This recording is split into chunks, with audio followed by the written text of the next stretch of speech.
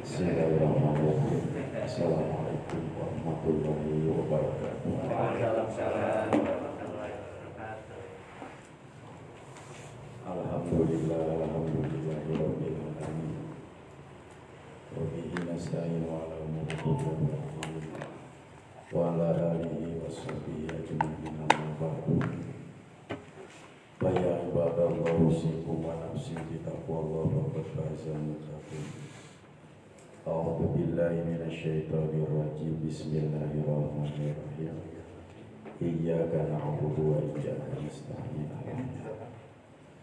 Jamaah rahimakumullah yang dimuliakan Allah.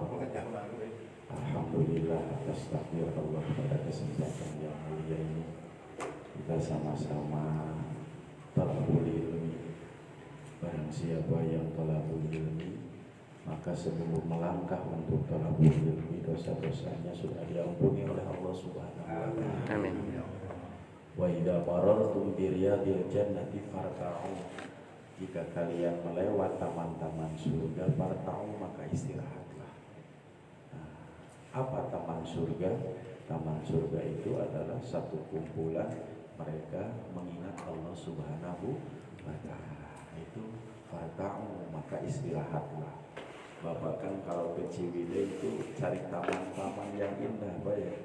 Kemudian kita berhenti sejenak untuk menghilangkan apa Pak? Capek. Ya, Pak.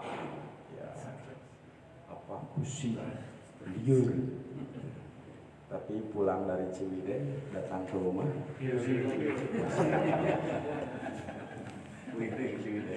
Sama Pak dengan thalabul ilmi. Oh ya sadar. Pulang dari thalabul ilmi. Tapi insya Allah kan akan tambah iman. Maka dari itu semoga kita diberi kekuatan oleh Allah Subhanahu wa taala. Amin ya Allah ya Rabbal. Al-Fatihah. A'udzubillahi minasyaitonir rajim. Bismillahirrahmanirrahim. Alhamdulillahirabbil alamin arrahmanir rahim maliki yaumiddin. Iyyaka na'budu wa iyyaka nasta'in. Ihdinas siratal mustaqim siratal ladzina an'amta 'alaihim ghairil maghdubi 'alaihim waladdallin. Amin. Al-Fatihah. Khusus untuk ahli kubur, mukminin mukminat, muslimin muslimat, khususna sepuh-sepuh urang karuang-karuang urang parantos ngantunkeun ti payung urang doakeun mudah-mudahan aranjeunna ditampi iman Islamna, dilagakeun dicampadakeun di alam kuburna, diampunkeun dosa-dosana, ditempatkeun dina tempat nu mulia mugu Allah. Amin. Al-Fatihah. A'udzu billahi minasyaitonir rajim. Bismillahirrahmanirrahim. Alhamdulillahirabbil alamin arrahmanir rahim maliki yaumiddin. Iyyaka na'budu wa iyyaka nasta'in. Ihdinas siratal mustaqim siratal ladzina an'amta 'alaihim ghairil maghdubi 'alaihim waladdallin. Amin. Bismillahirrahmanirrahim. Qala al-musannif wa mu'allif rahimahullah wa nafa'ana Allah wa karamatihi. Rabbi zidni ilman warzuqni fahman. Allahumma ftah lana hikmataka wa'nsyur alaina rahmataka ya dzal jalali wal ikram. Nah, itu satu etika Pak ya. Jadi kalau sebelum kita membaca kitab itu sadarkan dulu kita kepada para ulama, sehingga dengan harapan apa yang kita ucapkan hanya menyampaikan saja. Jadi tugas kita itu sebetulnya nukil gitu Pak ya. Nukil itu apa? Memindahkan. Kalau membahas Quran ya harus menyandarkan diri kepada tafsir dengan asbabun nuzulnya. Kalau kita membahas hadis harus menyandarkan diri dengan syarah dan asbabul wurudnya. Ijma pun juga harus membahas dengan apa? Syarah. Sehingga kita hanya nukil. Insya Allah kita akan terlepas dari kesalahan apa? Karena kadang-kadang ada seseorang yang menerangkan tanpa nukil yang akhirnya apa? Dia menyampaikan atas dasar nafsunya belaka. Itu kan ilmu yang bahaya. Nah, itu diantaranya. Oke, kita akan membahas tentang rukun iman yang keenam. Jadi rukun itu tihang, pokok, wajib wajib bagi seorang mukmin meyakini terhadap hal-hal yang sudah ditetapkan. Di antaranya adalah kita akan belajar sadisuha yang keenam adalah antu'mina bil qadari, beriman kepada takdir khairihi wa syarrihi, baik dan buruknya, minallahi ta'ala, dari Allah ta'ala. Nah, jadi kita akan belajar tentang qada dan qadar. Qada dan qadar hade goreng kita teh ti Gusti Allah, baik buruk itu dari Allah. Oke, kita maknai menurut pendapat para ulama. Qala al-Fashani, berkata Imam Fashani, wa ma'nal imanu bihi, dan makna arti dari iman terhadap qada dan qadar, anta takida, hendaklah engkau meyakini annallaha ta'ala, sesungguhnya Allah ta'ala qadara, menakdirkan al khaira, yang baik, wa syarra, dan yang buruk, qabla khuliqal khalqa, sebelum diciptakannya makhluk, wa anna jami al kainati, dan sesungguhnya seluruh penciptaan, biqadaillahi, atas ketetapan Allah, wa qadrihi, dan takdirnya, wa huwa muridun, wa huwa zat muridun, yang berkehendak laha, wa yakfi, cukup bagimu, i'tiqadun jazimun, meyakinkan, berkeyakinan jazimun, yang mantap, bidzalika, terhadap qada dan qadar, min ghairi nasobin, tanpa ada usaha, burhanin, pembuktian. Ini Pak, hal yang harus kita imani, hal yang harus kita yakini adalah terhadap qada dan qadar. Punten Pak, kita lagi berkendaraan, lagi enak-enak gitu ya, cepet ada motor orang lain kena kepada spion kita. Kalau kita tidak sadar dan tidak meyakini terhadap qada dan qadar, apa yang akan terjadi Pak? Marah.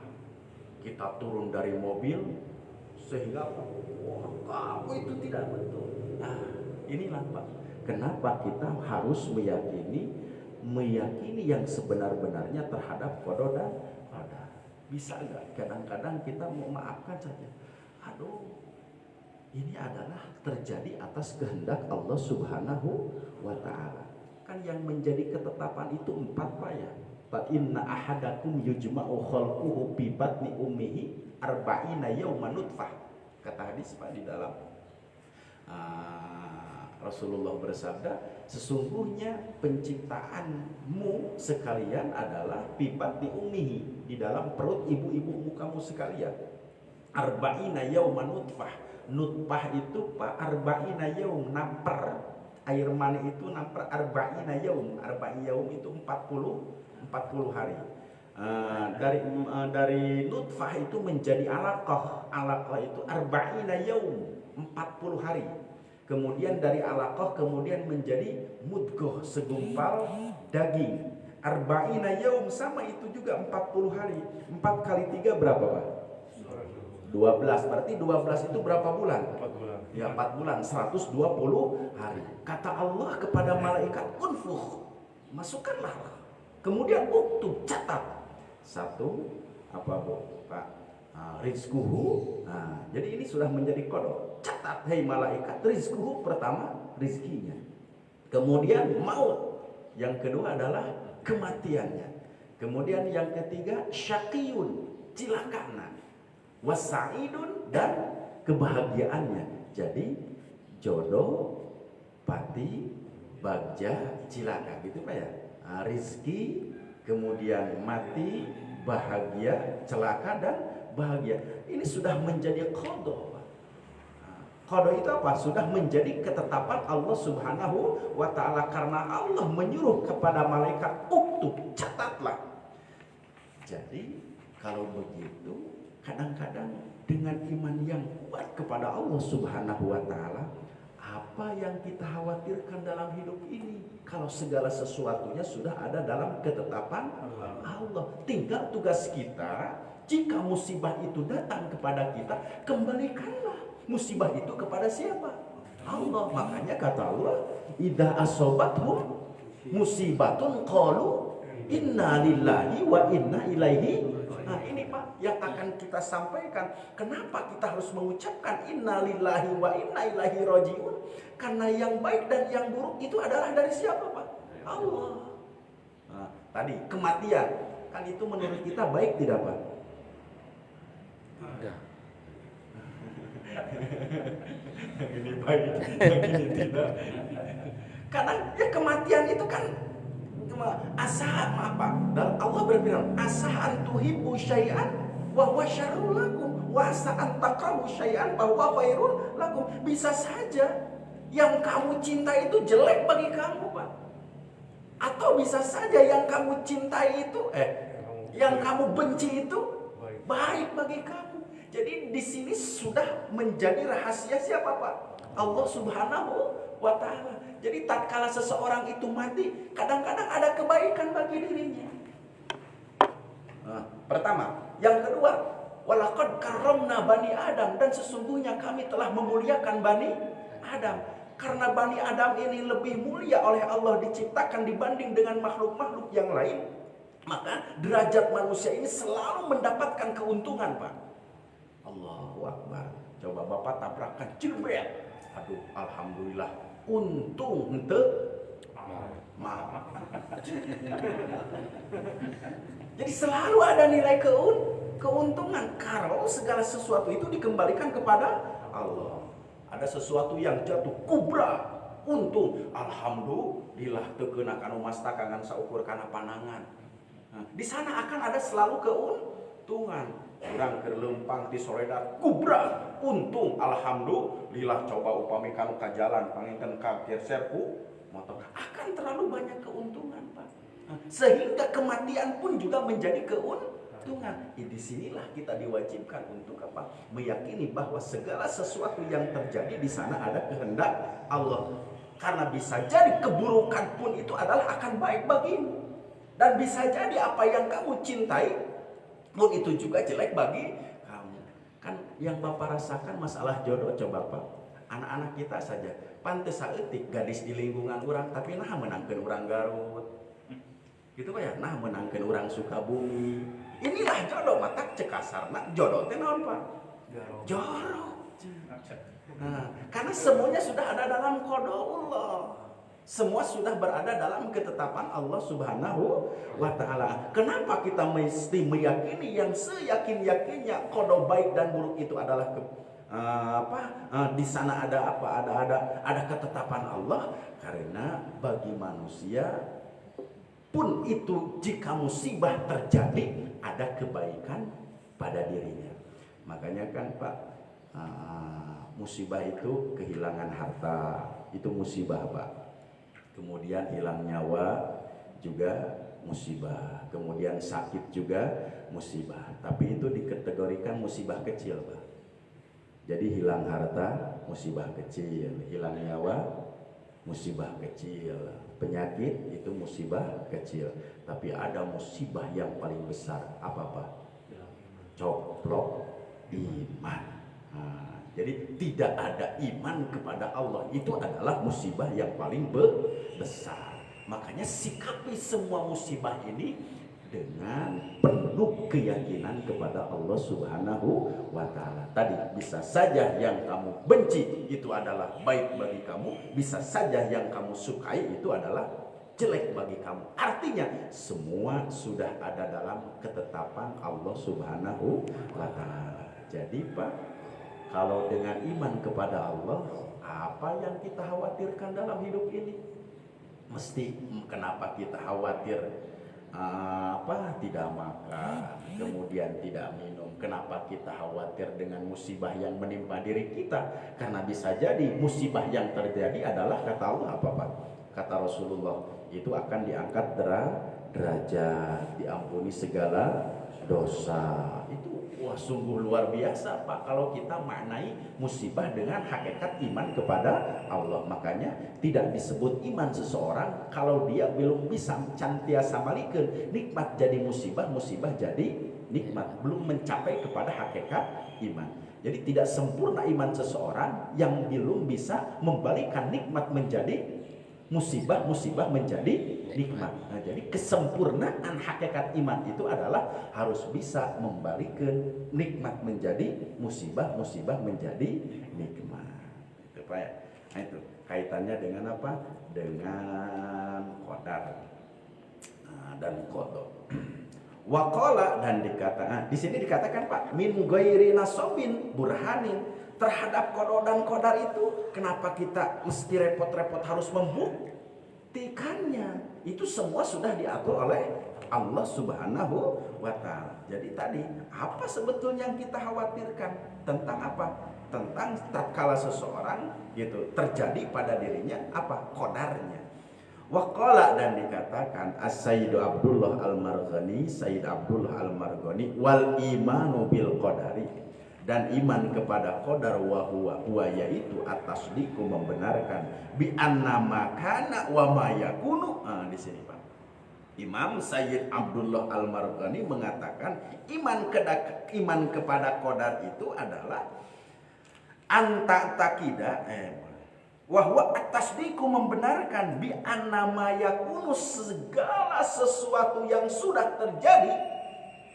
Wa ma yakunu di sini kan fi'il apa Pak? Fi'il madi dan fi'il mudhari. Makana wa ma yakunu harus membenarkan terhadap qadar itu adalah sesuatu yang telah terjadi, wa ma yakunu dan sesuatu yang akan terjadi bitakdirin, semuanya dalam takdir Allah. Itu kaitannya tadi Pak, kodo yang apa nih? Kodo rizki, rizki, mati, bahagia, celaka. Semuanya sudah dalam takdir Allah. Mayyakulu zat yang mengatakan lisyai terhadap sesuatu kun payakun, jadi makalah jadi. Nah ini maha kuasa Allah Pak untuk melakukan sesuatu itu kan diantara apa Pak?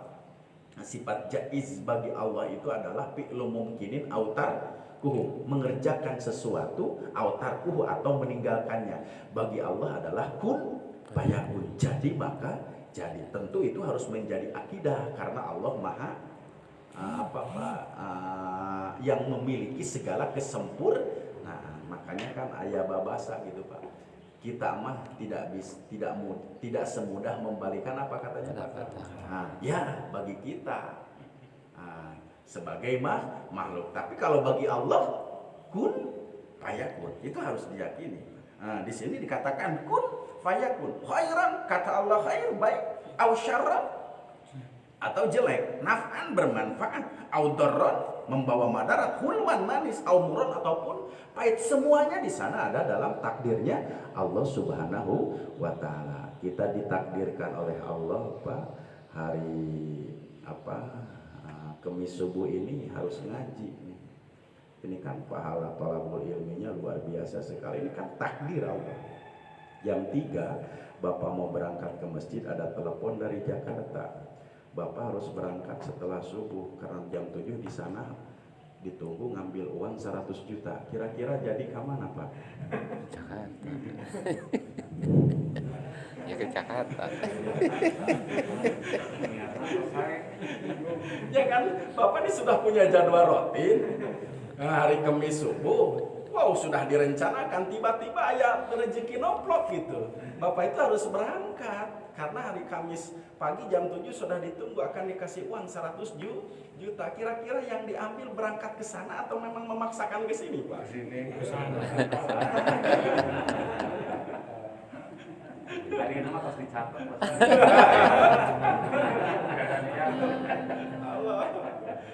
Itu kan ikhtiari Pak ya. Ikhtiari kan nanti yang dibahas di sini ada ikhtiari, ada idoruri, ada pilihan, ada paksaan. Lumayan ya 100 juta. Ikhtiari gitu kan. Semuanya di sana ada takdir Allah. Karena kan Allah pun juga memberikan akal dan pikiran. Nanti ada ikhtiar yang sifatnya kita harus memilih. Bapak sekarang kalau makan mau minum itu sudah menjadi ketetapan Allah, Bapak harus makan dan harus minum. Tapi kalau Bapak sekarang mau minum, pantau. Ini saya nih, mau minum, mau makan, terserah saya, terserah Allah Pak. Saya. Nah, jadi nanti ada, nah di sini ada ikhtiari, ada daruri. Nah, tapi kembali kepada keimanan seseorang gitu. Bagaimana dia kan Pak maaf nih, kalau ke tolabul ilmi ini kan sebelum melangkah diampuni dosa, kemudian setiap langkahnya dicatat 10 derajat, kemudian diampuni segala dosa, dicatat 1000 kebaikan, diampuni 1000 kesalahan. Itu kan tolabul ilmi. Nah, kemudian kalau berangkat ke Jakarta hanya mengambil uang 100 juta. Sabil Pak ya, sabil ya. Gimana ya ngambil uang? Ya naluri saja sesuai dengan kebutuhan. Tapi semuanya ada dalam takdir Allah gitu Pak ya. Nah itu kaitannya dengan itu. Subhanallah. Cuma kalau pilihan pasti Bapak akan milih kemana Pak? Jakarta. Ya akan milih ke Jakarta gitu karena nalurinya naluri Pulus gitu Pak ya. Pada kakak.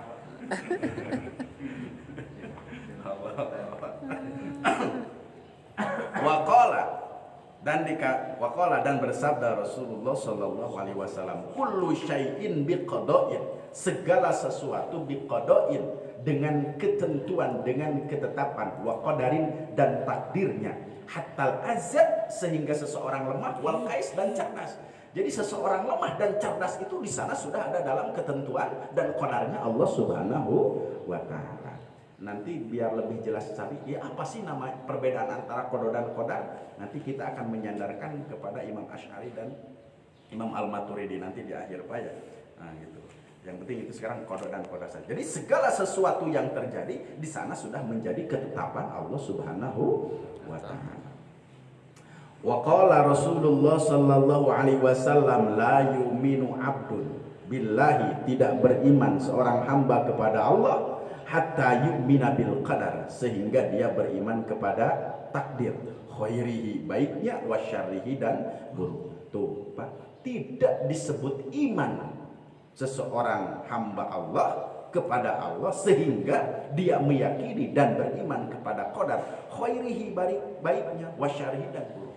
Jadi tatkala kejelekan itu menimpa kepada kita, secepatnya Pak, kembalikan kepada Allah biar tidak menjadi madarat yang yang besar, karena kita seseorang tidak meyakini terhadap terjadinya takdir.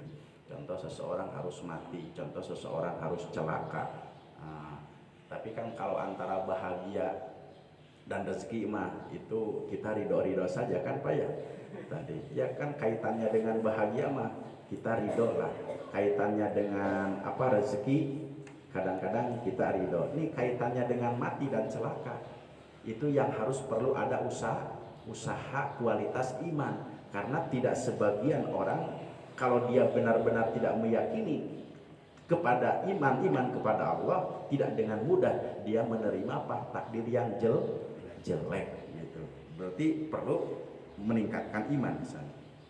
Wa amma hadisu Muslim fi du'ail iftitah, adapun hadis Muslim, Imam Muslim di dalam doa iftitah, wasyarri dan kejelekan laisa ilaika, laisa tidak ilaika kepadamu, pamanahu artinya wala syarr tidak kejelekan yataqarrabu bihi yang mendekatkan kepadanya, ilaika kepadamu, atau la yudabu ilallahi ta'adduban, la yudabu tidak disandarkan ilallahi kepada Allah ta'adduban sebagai etika. Tapi tatkala seseorang berbuat maksiat kepada Allah, ya di sana ada kehendak Allah, tapi seyogianya tidak disandarkan kepada Allah, ta'adduban sebagai satu etika. Kata saya, jadi maaf, kalau seseorang berzina, mencuri, di sana ada takdir Allah enggak Pak? Ya kita jawabnya, la yudopu ilallah, tidak disandarkan kepada Allah, tapi di sana pun juga ada kehendak Allah. Cuma yang jelek itu tidak disandarkan kepada Allah, harus disandarkan kepada dirinya sendiri. Kata sebab, karena nanti ada sifatnya ikhtiari. Ikhtiari itu apa Pak? Pilihan. Karena kita diberi oleh Allah apa Pak? Akal. Sehingga nanti di sini dikatakan, kita bahas dulu saja Pak. ta'adduban sebagai satu etika. Li'annalai karena yang pantas nisbatul khairi lillah. Dinisbatkan yang baik itu hanya kepada Allah, wasyar dan yang jelek linafsi terhadap dirinya sendiri, ta'adduban sebagai satu etika. Kan ada sesuatu yang halal tapi dimurka oleh Allah, apa Pak? Cerai. At-talaqu halal. Apa sih hadisnya itu? Abgodul halali indallahi at-talaq gitu Pak ya. Abgodul halali, abgod dimurka halal. At-talaqu yaitu tolak. Halal berarti di sana ada takdir Allah, tapi halal, tapi Allah pun juga murka. Itu Pak, kaitannya dengan kejelekan tatkala seseorang melakukan kepada kejelekan tersebut. Ada di sana takdir Allah, cuma Allah tidak berkehendak seseorang untuk melakukan kejelekan. Karena sebagai satu kejelekan itu jangan disandarkan kepada Allah, harus disandarkan kepada dirinya sendiri. Ghairullah, tidak pantas jika kejelekan itu disandarkan kepada Allah Subhanahu wa taala. Nah, di sini dikatakan linafsi Allah taala. Dalilnya ini Pak. Wa ma asobaka min hasanatin, apa saja yang menimpamu dari kebaikan, faminallah, maka itu semua dari Allah. Atau ijadan wa khalqan, perwujudan, wa khalqan dan penciptaan. Wa ma asobaka min sayyi'atin, apa saja yang menimpamu dari kejelekan, famin nafsik, maka itu dari diri kamu sendiri. Kasban, itu adalah usahamu, la khalqan, bukan ciptaan Allah Subhanahu wa taala. Jadi kaitannya yang 4, jodoh, pati, bagja, cilaka, itu semua sudah dalam qada dan takdirnya Allah. Jika seseorang berbuat maksiat, berbuat jelek kepada Allah, itu di sana ada ketetapan Allah, ada takdir Allah. Cuma yang laik itu apa Pak? Yang cocok, yang baik saja dikembalikan kepada Allah. Bisa saja yang jelek itu karena usahanya dirinya sendiri. Karena nanti kita akan diperintah untuk bertobat. Nah, di sini akan dikatakan nanti. Kama fassarahullahu qaulu ta'ala, sebagaimana yufassiru telah ditafsirkannya, telah dibacakan, telah dijelaskannya qaulu ta'ala, firman Allah, wa ma asobakum mim musibatin, apa saja yang menimpamu min musibatin, dari musibah, pabima kasabat aidikum, itu adalah terjadi atas usaha tangan-tangan kamu sekalian. Kan Pak, menjadi satu kekufuran, dan kadang-kadang suka benar begini Pak kalau berdoa, ya Allah Gusti Pangeran Abdi, hirup di abdi teh meuni kieu teuing. Ada kan Pak yang berdoa begitu ya? Nah, abdi teh hirup teh meuni naon Pak? Meuni kieu teuing, batur mah usaha teh meuni buburingkalan gampang, nah abdi mah meuni hararese. Jika bener eta teh Pak berdoa teh ya jika benar kan, abdi teh meuni hirup teh meuni kieu teuing karek ge kamari musibah teh ayeuna geus datang deui musibah, itu adalah ucapan kekufuran. Berarti dia tidak menerima atas semua qada dan takdir Allah Subhanahu wa taala. Seyogyanya seseorang tidak berdoa seperti begitu, karena itu mah adalah limpahan apa Pak, kekesalan diri. Nah urang teh teu bagian teu beungah jiga batur gitu kan. Berarti yang disalahkan siapa Pak? Allah. Berarti itu tidak boleh itu berdoa. Kenapa berdoa itu mesti dengan bahasa Arab?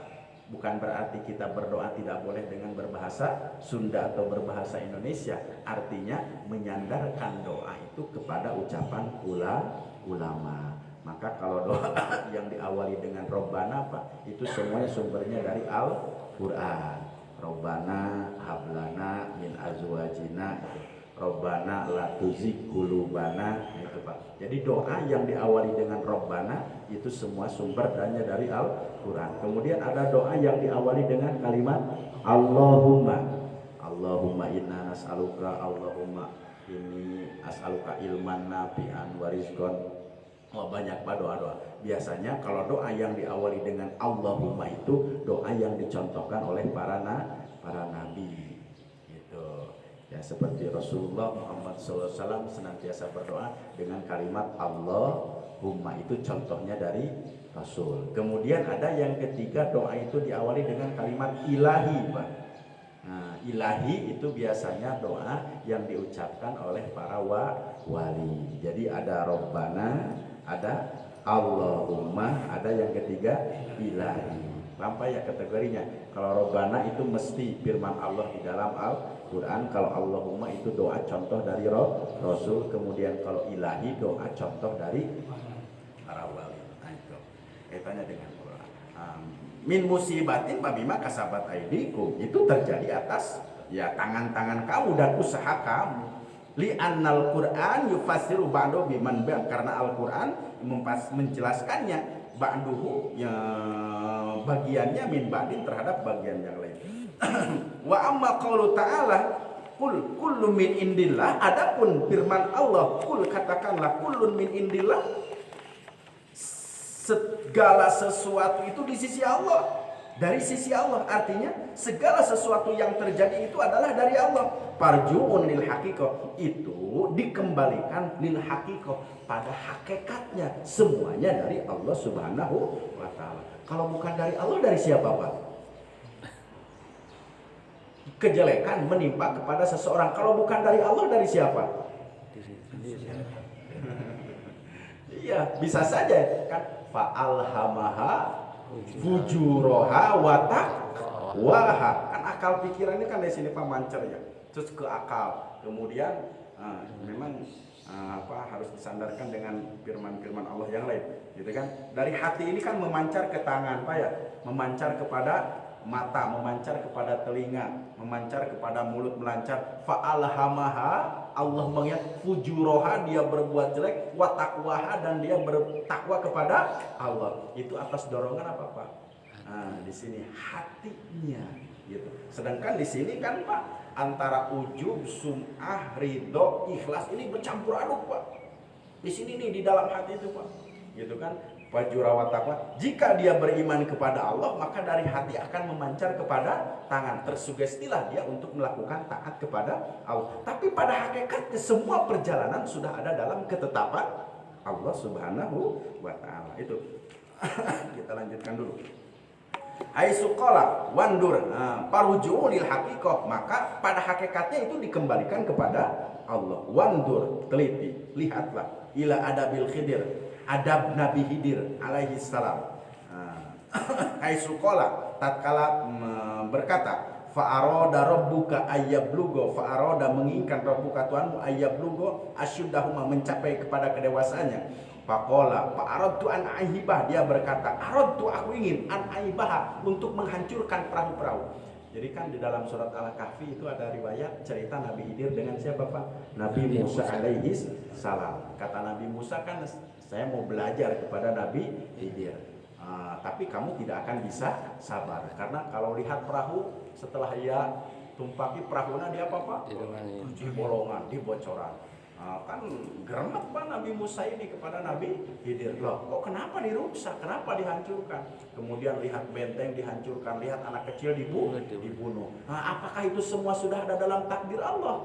Ya, di sana ada dalam takdir Allah. Kemudian kan Nabi Khidir menjelaskan kenapa perahu-perahu itu dirusak. Karena di belakangnya ada penguasa-penguasa yang zalim, sehingga setiap hari harus menyetorkan apa upeti, berarti sama menunjang dengan kedzaliman, maka perahunya pun diruksakan. Nah, itu semuanya sudah dalam takdir Allah. Jadi Allah sudah Maha tahu apa yang akan terjadi pada hambanya, sehingga anak kecil saja yang dibunuh oleh Nabi Khidir. Nabi Musa kan bertanya-tanya.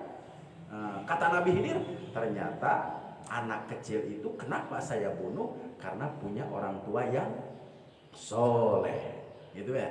Kalau dia punya orang tua yang soleh, takut nanti orang tuanya yang soleh karena anaknya yang durhaka, nanti orang tuanya masuk apa neraka, disebabkan karena anak yang tidak soleh, anak yang durhaka. Itu kaitannya di sini riwayat Nabi Khidir alaihi salam. Kemudian wata'amma, dan teliti qaulu Ibrahim, ucapan Ibrahim al-Khalil. Nabi Ibrahim ini gelarnya adalah al-Khalil, Pak. Jadi kalau Abu Bakar apa gelarnya? As-Siddiq. Nah, betul Abu Bakar Siddiq ya. Kalau Rasulullah Al-Amin. Kalau Umar bin Khattab Amirul Mukminin gitu ya. Itu gelarnya. Kemudian kalau Nabi Ibrahim Al-Khalil. Nah, Khalil itu artinya kekasih. Ibrahim Al-Khalil. Kalau kita gelarnya apa, Pak?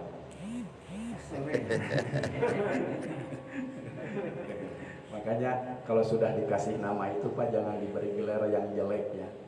Kadang-kadang iya, itu subhanallah wa akbar, karena seseorang itu dipanggil akan sesuai dengan namanya. Jadi namanya teh bagus Pak, Allahu akbar, tapi panggilannya jadi panggilan yang jelek. Biasa nama babaturanana eta teh sok ngalani teh gitu. Gitu. Assalam alaihi salam. Allazi khalaqani fa huwa yahdin, yang telah menciptakanku Allah. Menciptakanku fa huwa yahdin, maka Allah yang memberikan hidayah. Wallazi huwa yut'imuni, dan zat yang telah memberi makan kepadaku, wa yasqin, dan telah memberi minum, wa idza maridtu dan jika aku sakit, bahwa yashfin, maka Allah yang menyembuhkan. Haitsu nasabul hidayah, dinisbatkan hidayah, petunjuk, wal it'amu dan makanan, wasyifa'u dan kesembuhan, itu lillah. Jadi hidayah, makan, kemudian kesembuhan itu lillah, semuanya milik Allah. Wal maradu, tapi yang namanya sakit itu li nafsi, terjadi atas dirinya sendiri. Kata siapa? Falam yakul, dan tidak mengatakan amrodoni ta'aduban, jangan sampai amrodoni telah memberikan aku sakit, Allah ta'aduban sebagai etika minhu alaihi salam. Ini yang terjadi pada Nabi Ibrahim alaihi salam. Jadi jangan sampai kita katakan sebagai satu etika sakit ini karena Allah, kata siapa? Sakit ini karena Allah, sebagai ta'aduban etika itu sakit itu karena perbuatan dirinya sendiri gitu. Tapi pada hakikatnya yang memberikan kesembuhan adalah Allah gitu. Wa illa fal kullu min af'alillah, fal kullu, maka segala sesuatu min af'alillah, kita ta'ala, dari fi'il Allah, pekerjaan Allah. Qala Allah Ta'ala, Allah berfirman, wallahu khalaqakum, Allah telah menciptakan kamu sekalian, wa ma ta'malun, dan apa yang kalian hendak kerjakan. Allah telah menciptakan kamu sekalian, kata Allah, dan apa yang akan kalian kerjakan, semuanya sudah dalam qada dan takdir Allah. Atau min khairin, yang baik, wasyarin, dan yang buruk, ikhtiyariyin, usaha, wadiroriyin, dan terpaksa. Ini Pak, ada bahasa ikhtiari. Ikhtiari itu artinya pilihan, wadirori, dan dipaksa. Walaisa lil abdi, tidaklah bagi seseorang hamba illa kecuali mujarradul mail, kecenderungan, halatal ikhtiar, tatkala dia memilih. Nah, jadi memang pilihan itu diserahkan kepada siapa? Hamba. Nah, jadi kecenderungan tadi itu apa untuk memilih? Apakah saya harus ke Jakarta? Kemudian apakah saya harus ke thalabul ilmi? Itu adalah ikhtiari. Walidalika, maka dari itu jika seseorang ikhtiarinya kepada maksiat kepada Allah, turiba, dipinta, bitaubati, agar apa Pak? Bertobat. Wal iklai, wan nadami, dan putus asa. Ikhlas itu tercopot, terhalang. Wan nadami, dan penyesalan. Wastahaqqat ta'zir, ada hukuman. Wal hudud, ada batasan. Wathawab, ada pahala. Wal iqab, dan ada siksa. Wa hadza wal kasbu, ini semuanya adalah usaha. Bahwa ta'liqul qudrah, yaitu dikaitkan kepada takdir al-hadisah yang terjadi pada manusia. Wakilah dikatakan wa iradatul hadisah, keinginan manusia. Tuh Pak. Jadi ada sewaktu-waktu kita sifatnya ikhtiari. Tapi tatkala ikhtiari itu seseorang cenderung kepada kejelekan, berarti dia nanti harus bertobat, harus ada penyesalan. Karena di sana ada pahala, karena di sana ada siksa. Nah, ini adalah kasbun. Kasbun itu apa? Usaha manusia. Nah, itu kaitannya dengan qada dan qadar. Ikhtalafu fi ma'nal qada. Berikhtilaf para ulama, sedikit lagi Pak. Fi maknal qada sampai tafsir saja. Ikhtalafu berikhtilaf, berselisih paham fi maknal qada wal qadar, makna qada dan qadar. Qadahu, maka yang namanya qada indal Asy'ariyah menurut Imam Asy'ari pertama adalah qada itu adalah iradatullahi al asya'a fil azal. Iradatullahi, kehendak Allah, al asya'u terhadap segala sesuatu fil azali, pada zaman azali, alama hiya alaihi min ghairi ajal, alama terhadap perkara alaihi padanya fil azbi ghairi ajal, yang selain ditetapkan oleh Allah, itu qada. Wal qadar, adapun qadar indahum menurut al asy'ariyah ijadullahi al asya'a, perwujudan Allah terhadap segala sesuatu ala qadarin, terhadap takdir maksusin yang dikhususkan, ala wafaqil iradah, terhadap perbuatan iradah. Fal iradatullahi fa iradatullahi muta'alliqah, maka kehendak Allah al muta'alliqah yang ada kaitannya azalan pada zaman azali. Contoh, bi annaka, sesungguhnya engkau tasiru aliman, kata Allah, engkau ini akan menjadi seorang alim. Ini sudah pada zaman ajali. Wa ijadul ilmi, dan perwujudan ilmu pika pada dirimu ba'da wujudika, setelah ada kamu. Jadi Allah menetapkan seseorang itu untuk pintar, untuk cerdas sudah di zaman ajali, tapi nanti takdirnya yang terjadi setelah Allah menciptakan diri kamu. Apakah kamu aliman menjadi seorang alim atau jahilin, atau menjadi seorang bodoh? Nah, itu adalah nanti ikhtiari sifatnya. Gitu. Usaha dirinya sendiri. Wa ijadul mimpi kabarun alawit iradat qadarun. Maka ini adalah menjadi takdir. Wa amma indal maturidi, adapun yang namanya qada dan qadar menurut al-Maturidiyah, fal qada'u, maka qada itu adalah ijadullahi, perwujudan Allah al asya'a terhadap segala ma'aziyatatil itqan. Tapi kalau menurut al-Maturidiyah yang namanya qada itu adalah perwujudan Allah terhadap segala perkara dengan penambahan keyakinan. Ini yang menjadikan perbedaannya, ma'aziyadatil itqan, dengan penambahan keyakinan, ala wifqi ilmihi, yang sesuai dengan ilmu Allah, ayat tahdidullah, atau batasan Allah azalan pada zaman ajali. Kullu makhlukin, setiap makhluk, bihadi, dengan batasannya, alladzi yujadu ilaihi, yang terdapat padanya, min hasanin, dari kebaikan, wa qabahin, dan kejelekan, wa naf'in, manfaat, wa darrin, dan membawa madarat, ila ghairi dalika, pada selain itu. Atau ilmu ta'ala, ilmu Allah ta'ala azalan, pada zaman ajali, sifatul makhlukot, sifat makhluk. Wakila, maka dikatakan al qada'u qada ilmullahil azali, qada ilmullahil azali, qada itu adalah ilmu Allah al azali pada zaman ajali, ma'a ta'aliki, dikaitkannya bil ma'lumi, dengan hal-hal yang diketahui, wal qadari, dan qadar adalah ijadullahi al asya'a, ijadu perwujudan Allah al asya'a terhadap segala sesuatu, ala wifqil ilmi, luyu dengan keilmuan, fa ilmullahi, maka ilmu Allah al muta'aliku azalan, ilmu Allah al muta'alik yang ada kaitannya dengan itu azalan pada zaman ajali. Bi anna sakhso, contoh, sesungguhnya seseorang yasiru aliman, akan menjadi seorang alim, ba'da wujudihi qadaun, setelah adanya ketetapan Allah. Wa ijadul ilmi, dan perwujudan ilmu fihi, di dalam takdir Allah, ba'da wujudi, setelah adanya qadarun, itu adalah menjadi takdir. Hada wa qaulul asy'ariyah, ini adalah qaul asy'ariyah, wa huwa al masyhur, yang lebih masyhur. Wa ala kullin, dan segala sesuatunya, fal qada'u, maka qada itu adalah qadimun, wal qadaru hadisun. Jadi yang paling penting Pak, qada itu sudah menjadi ketetapan pada zaman ajali. Jadi qada itu dulu, gitu ya. Kalau qadar itu hadisun, yang sudah ketetapan Allah kemudian terjadi pada hambanya, itu namanya qadar. Kata sebab. Jadi qada itu sudah menjadi ketetapan Allah. Allah ciptakan manusia, kemudian qada itu adalah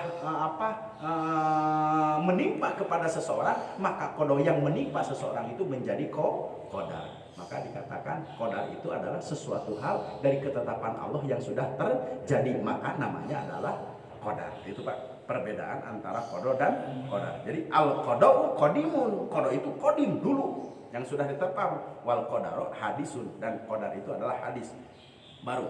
Bihilapi kaulil mutamat mal maturidiyah, sebaliknya dengan perbedaan pendapat al maturidiyah. Wakila kullun minhuma bimakna irodatu, baik kodo dan kodar itu semuanya adalah kehendak Allah. Jadi itu Pak, pendapat al asyairah dan pendapat al maturidiyah. Kalau pendapat al asyairah tentang kodo dan kodar, kodo itu di zaman ajali, kalau kodar itu sesuatu hal yang sudah terjadi, itu namanya kodar. Nah, biasanya kita meyakini hal itu. Numawi ayah papatah atanapi terucap falsafah takdir teu beunang di pungkir, kadar teu beunang di silar. Mapai jalan satapan ngajugjug gani luhur. Itu kan kaitan dengan jodoh Pak ya. Gitu kan. Kenapa mesti jauh-jauh? Karena kaitannya dengan apa nih? Dengan kodo. Jadi kodo itu sudah menjadi ketetapan Allah. Kemudian Rasulullah SAW bersabda, la yuradul kodo illa bid doa. Jadi kodo itu kira-kira bisa dirubah nggak Pak? Bisa ya. Kodo bisa dirubah bid doa, dengan doa. Nih, kenapa kita diperintahkan dan kenapa doa ini termasuk amaliyah ibadah? Di antaranya seperti begitu. Contoh Pak, maaf begini ya. Kita ini di dalam kodo hari ini harus celaka Pak. Tapi karena Bapak tadi malam tahajud, kemudian sholat subuh, kemudian duduk di majelis ilmu dan Bapak berdoa kepada Allah, ya Allah berilah kami keselamatan dunia dan akhirat. Bisa saja Pak tidak terjadi celaka. Ini pentingnya Pak doa. Atau bisa saja mungkin harus celaka, tapi tidak sampai kepada kematian. Hanya sedikit saja mungkin tangan yang tergores. Kalau kendaraan ya mungkin hanya penyok spion hukum. Itulah pentingnya kita beriktikad dan meyakini serta menyandarkan semua yang terjadi sudah ada dalam iradatullah. Makanya Imam Al-Maturidiyah memaknai kodok dan kodar itu adalah satu makna. Itu semua terjadi atas kehendak Allah Subhanahu wa Ta'ala. Tentu di sini yang lebih ditekankan adalah kembalikan segala urusan itu kepada siapa Pak? Allah Subhanahu wa Ta'ala. Baik buruk, di sana ada kehendak Allah, di sana ada keinginan Allah. Tapi kalau kaitannya dengan yang empat itu, tapi ada yang sifatnya juga ikhtiari. Saya mah mau mencuri dan di sana mah ada kehendak Allah. Tidak seperti begitu Pak ya. Karena ada sifatnya ikhtiari dan intirori. Intirori itu memang dipaksa seseorang untuk mengikuti kehendak Allah. Kalau ikhtiari itu sifatnya kasab. Berarti Allah kan telah memberikan kepada kita akal untuk memilih mana yang baik, mana yang buruk. Jika keburukan itu terjadi pada dirinya, jangan disandarkan ini dari Allah. Kata siapa? Jika kejelekan itu menimpa terhadap dirinya, kembalikan segala sesuatunya kepada Allah. Jika seseorang terjerumus ke lubang maksiat, itu tidak pantas ini dari Allah. Yang pantas itu adalah kesalahan dirinya sendiri, karena dia usahanya untuk berbuat maksiat. Nah itu Pak, kaitannya dengan kodok dan alhamdulillah.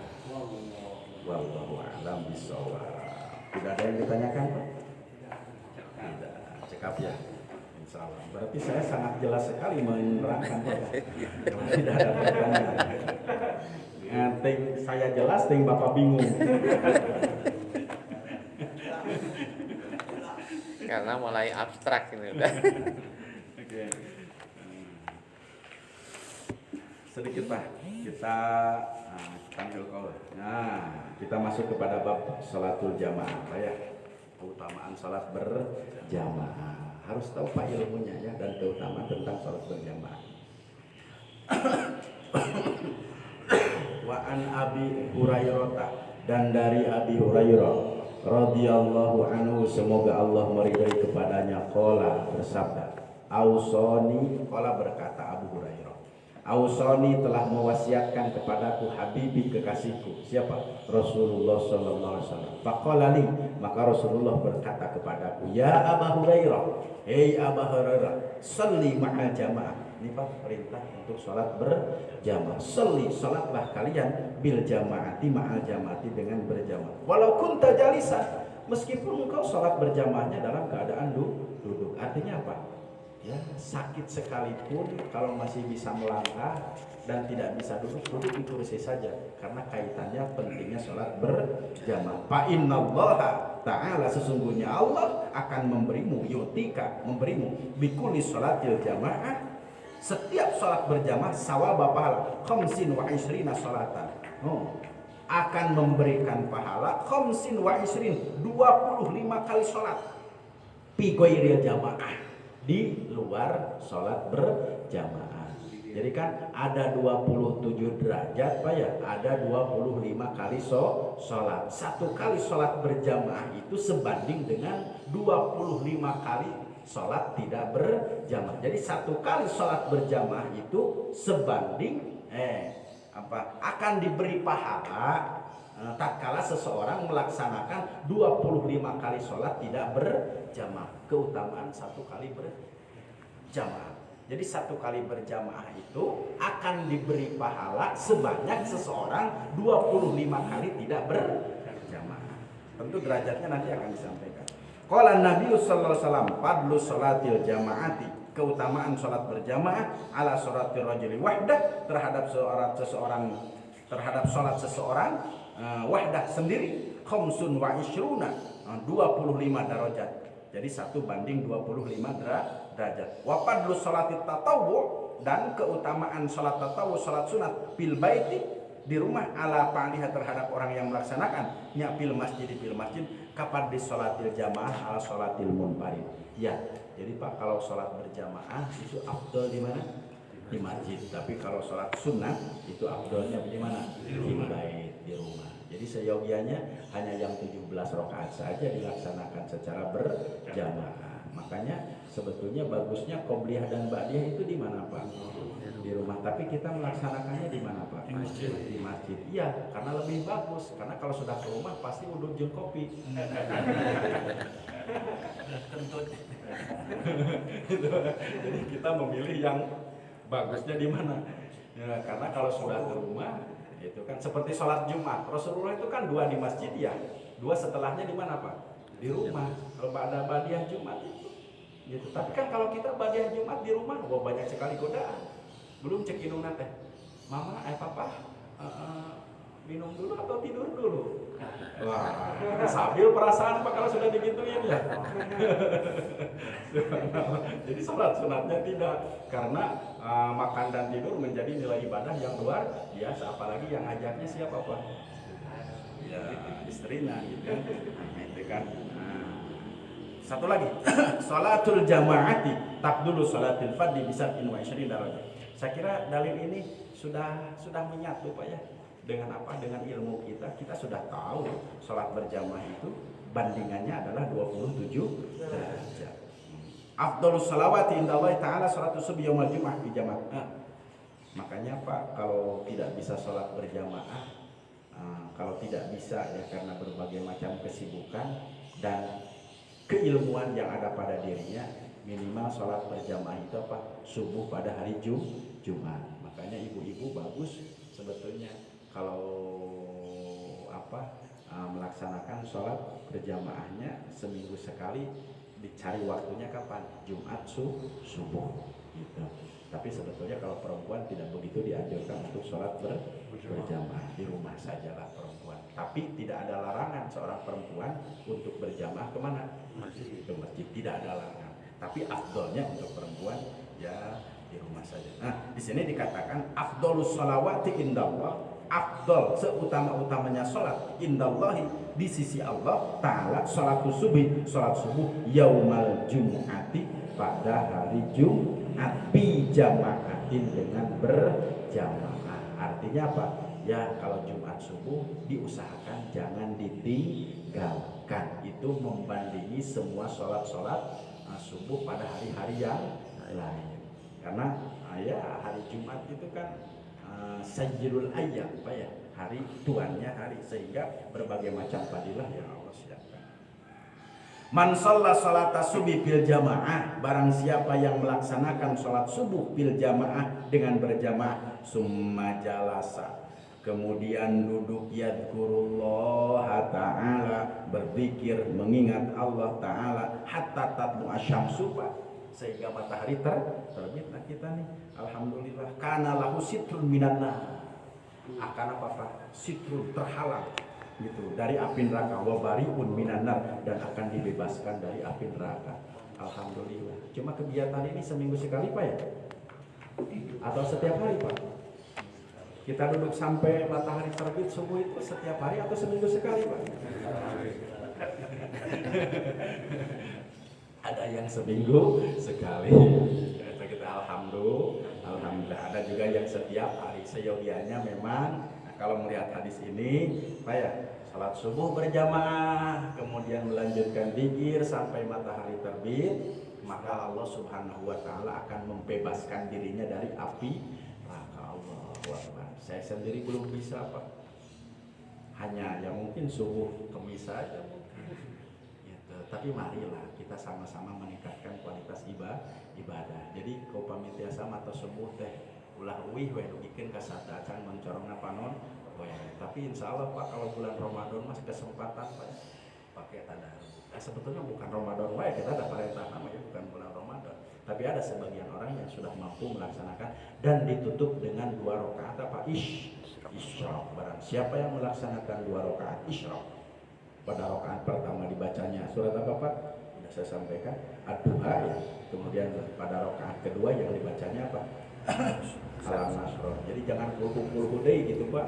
Kita puluh lohor, puluh salat fajar, puluh semuanya puluh gitu Pak ya. Nah, kalau salat Isra itu contoh dari Rasul pada rakaat pertama wadduha wal laili idza saja, pada rakaat kedua al-insyirah alam nasrah nakasrah. Nah itu maka sebanding dengan telah melaksanakan ibadah haji dan umrah. Allahu akbar.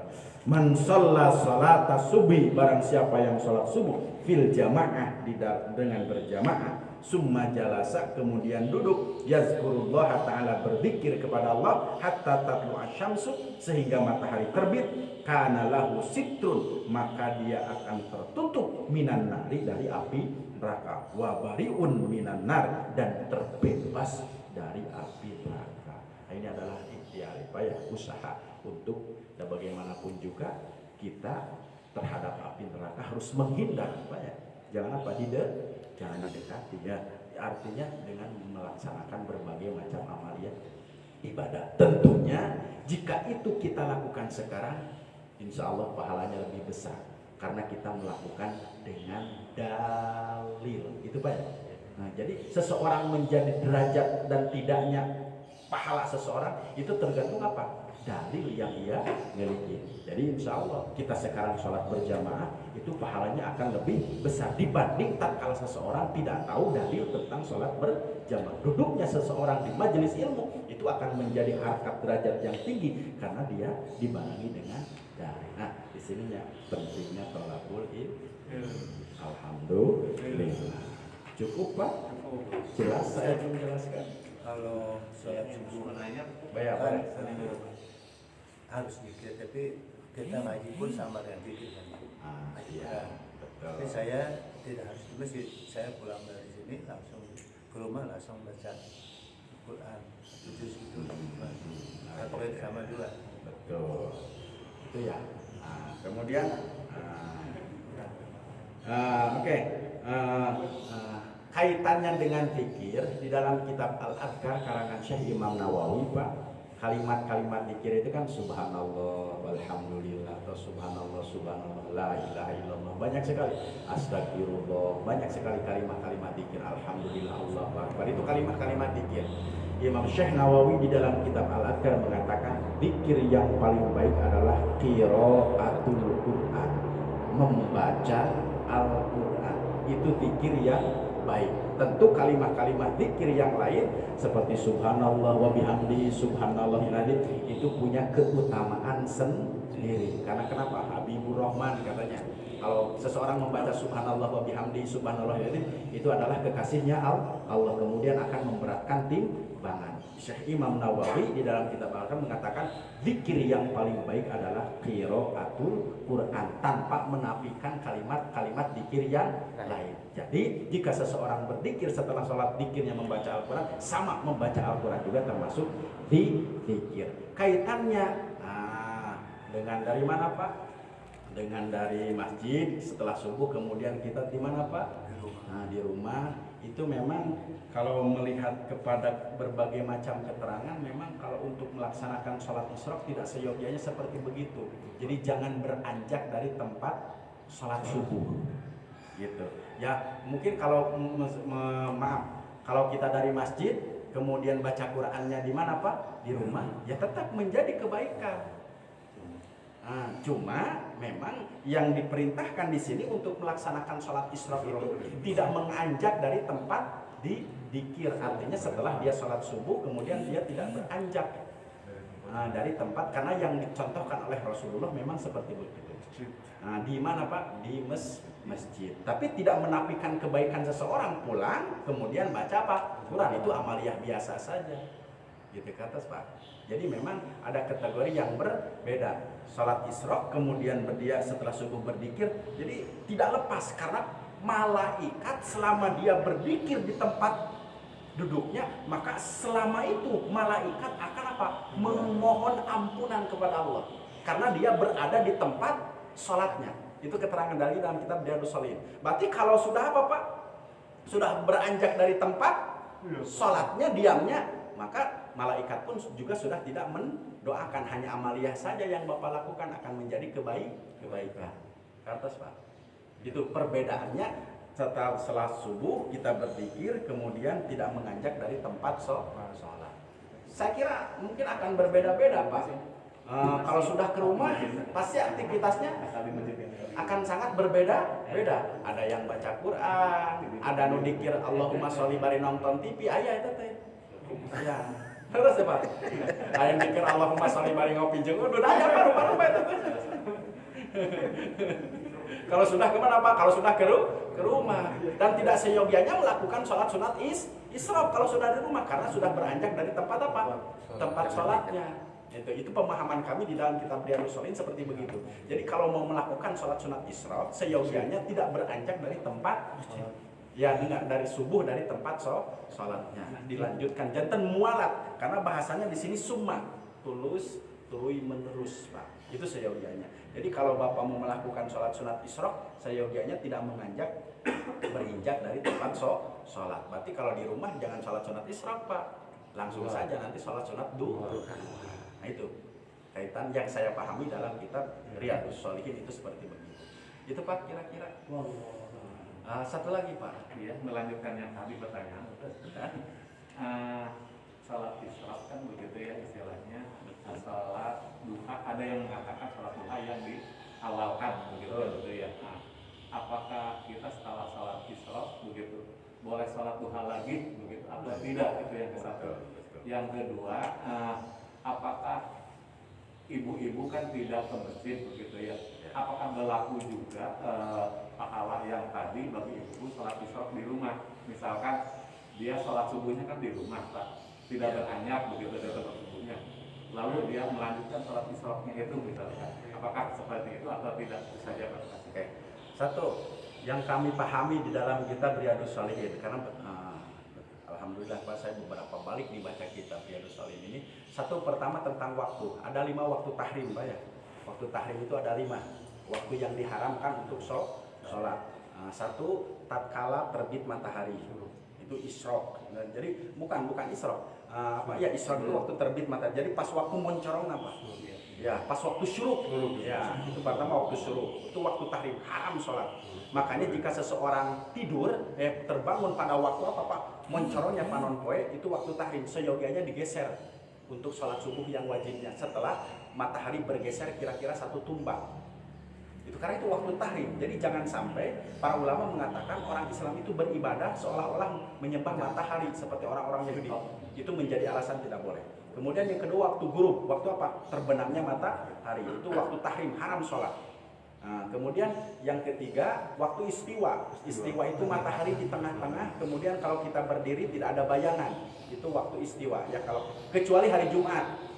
Nah, jadi waktu istiwa kecuali hari Jumat. Hari Jumat diperbolehkan. Karena kan istiwa. Apa? Untuk hari Jumat tidak ada istiwa ya. Ya, jadi itu untuk hari Jumat tidak ada istiwa. Karena kan coba saja kan kita ini menjadi satu amaliyah kita Pak, kalau hari Jumat meskipun istiwa kita masih bisa sholat tahiyatul masjid, sholat yang lain boleh. Jadi para ulama mengatakan kecuali istiwa ini pada hari Jumat tidak berlaku. Antara seluruh itu waktu. Kemudian setelah subuh dan setelah asar, kecuali kalau sholat yang sifatnya fardu kifayah itu sholat jenazah. Itu setelah subuh bisa boleh langsung. Kemudian setelah asar sholat langsung. Ini kaitannya dengan waktu isyraq yang pertama adalah yaitu apa? Waktu matahari terbenam.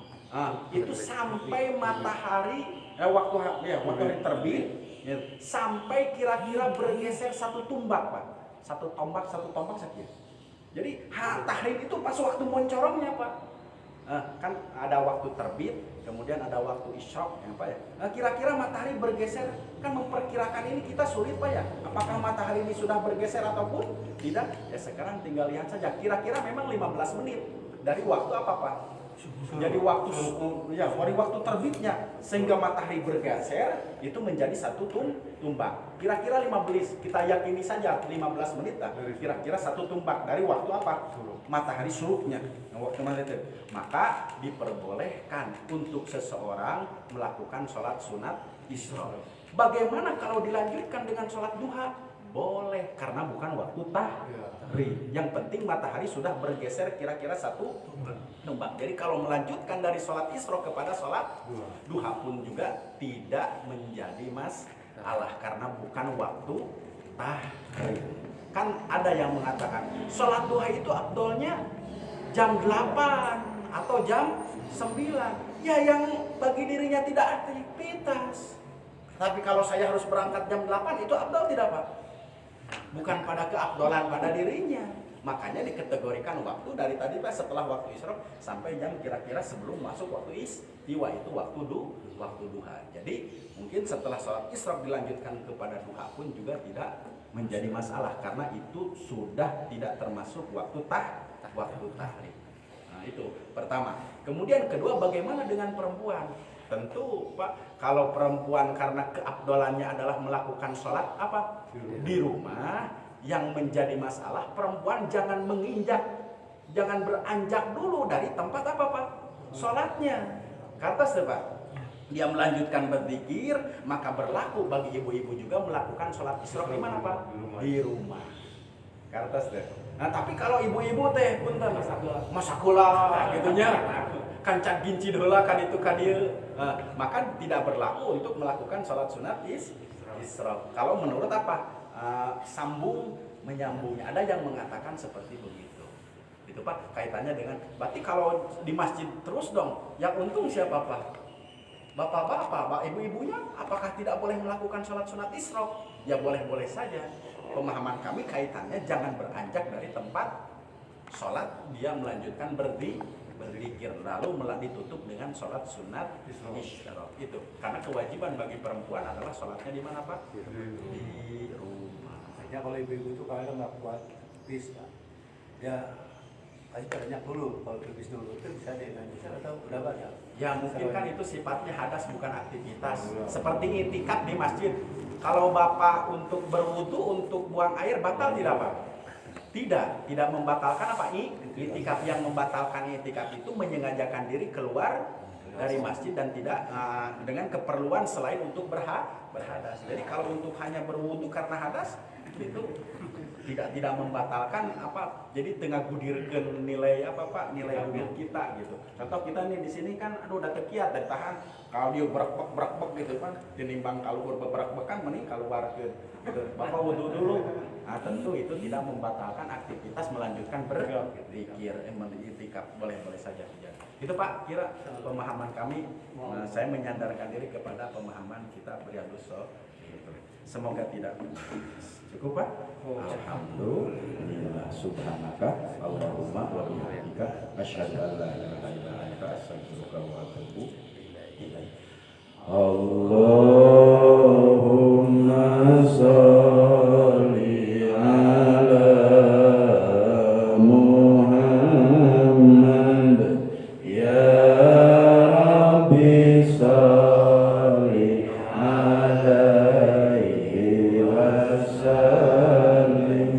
Allahumma sholli ala Muhammad ya Rabbi balighul wasilah. Alhamdulillah.